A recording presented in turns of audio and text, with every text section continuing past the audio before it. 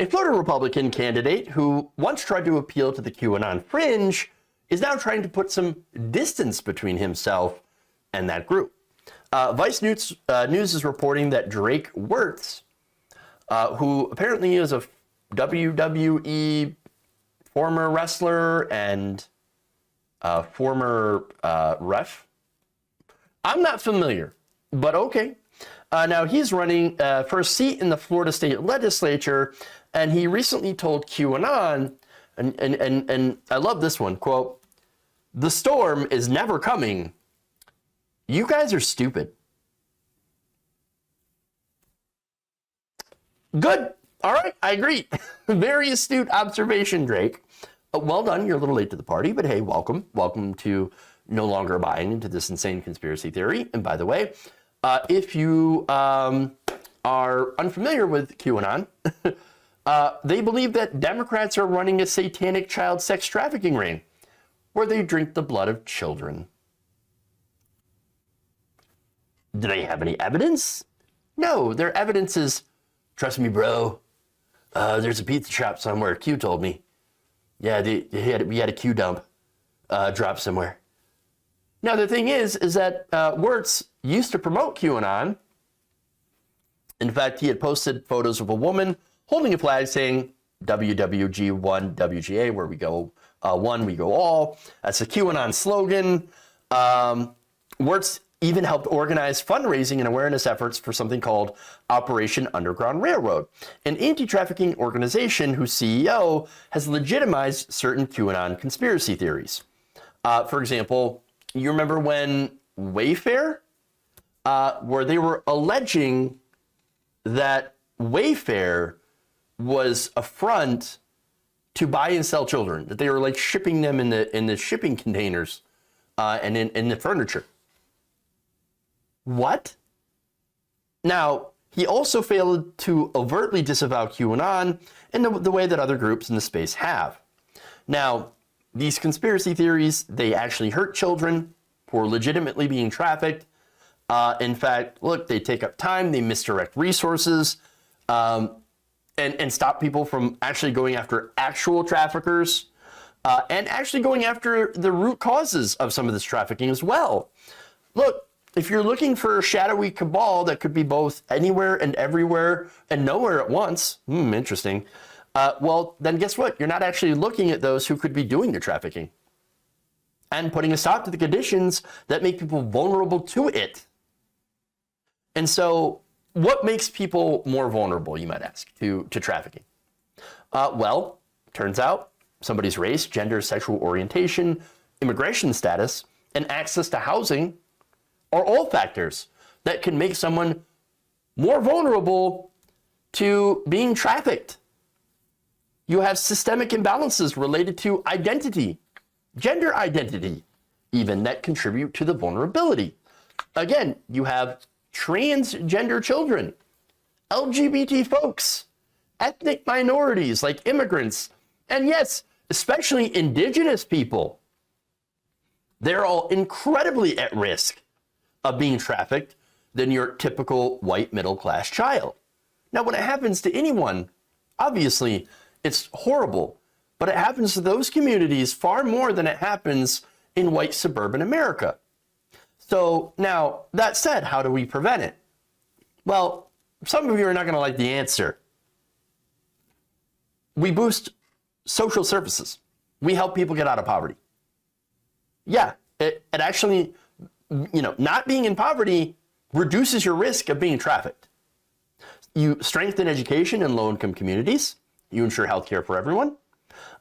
You need to look at, of course, on a bigger, more macro level, you go after banks that allow for things like, money laundering. You need anti-money laundering, legislation, and you need to actually go after banks that do money launder, because how do you think these big trafficking organizations get paid? Other ways to help include mobilizing social institutions, including schools, churches, mosques, whatever, synagogues, community centers, and you mobilize these as places to support and protect vulnerable youth. You have educators, healthcare professionals, bank tellers, airline staff, whoever, right? They're all critical in identifying victims of trafficking and getting the authorities involved, the proper authorities. Now, believing in nonsense QAnon conspiracy theories about elected officials, specifically Democrats, does not get any of that fixed. It doesn't fix anything. It's lazy. And it's just political.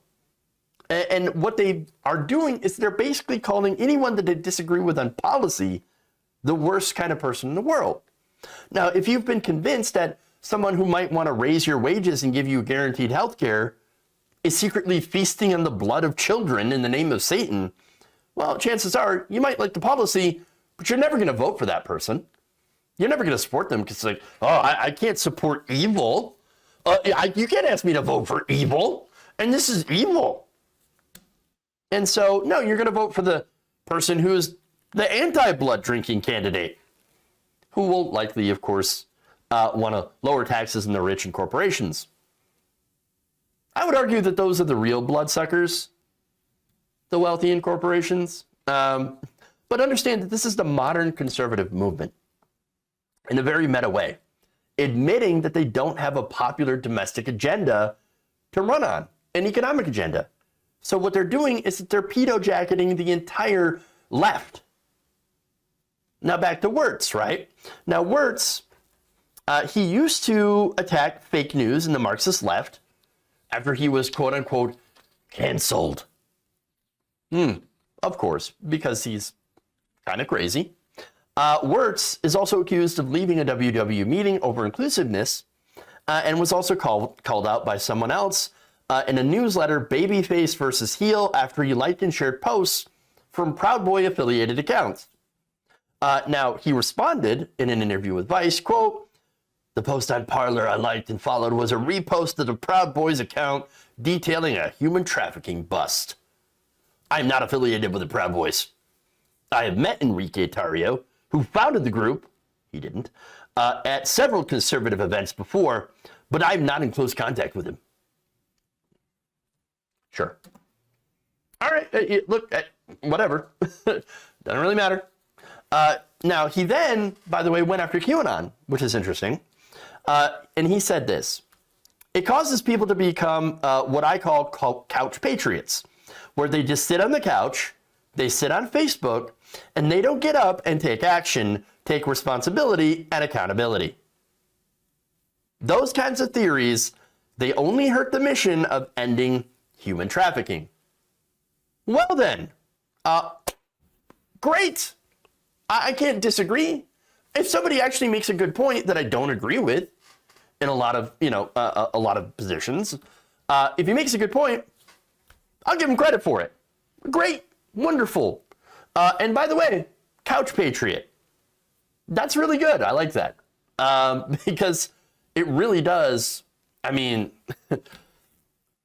let's just say that there are a lot of couch patriots on the right wing, or basically keyboard warriors, what we'd call them. That's exactly what a lot of these people are. Look, if you want to take a stand against human trafficking, wonderful. There are organizations that you could donate to.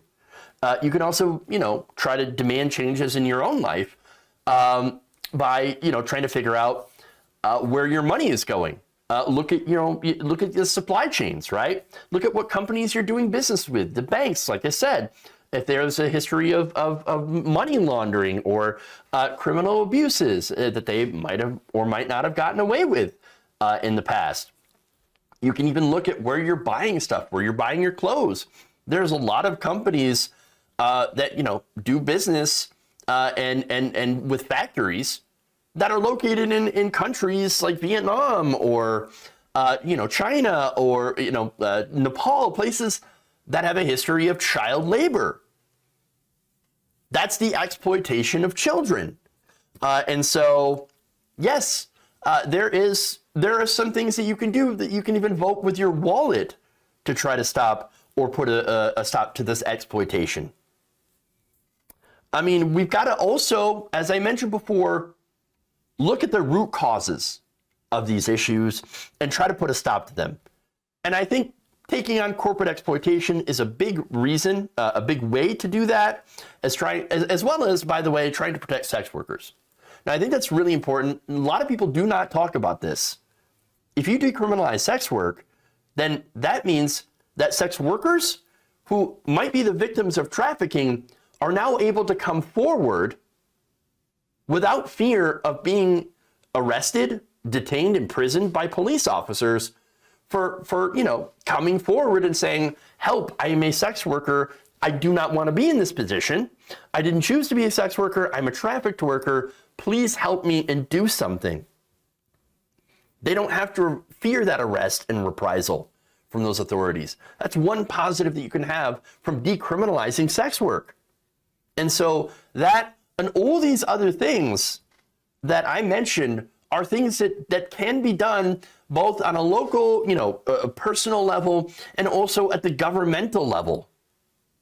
If you care about victims, helping the victims, and preventing this from happening, you could do all these things and push for politicians to do other things. But if you're not interested, and all you're interested in is doing cheap political points, then QAnon is, well, that's for you.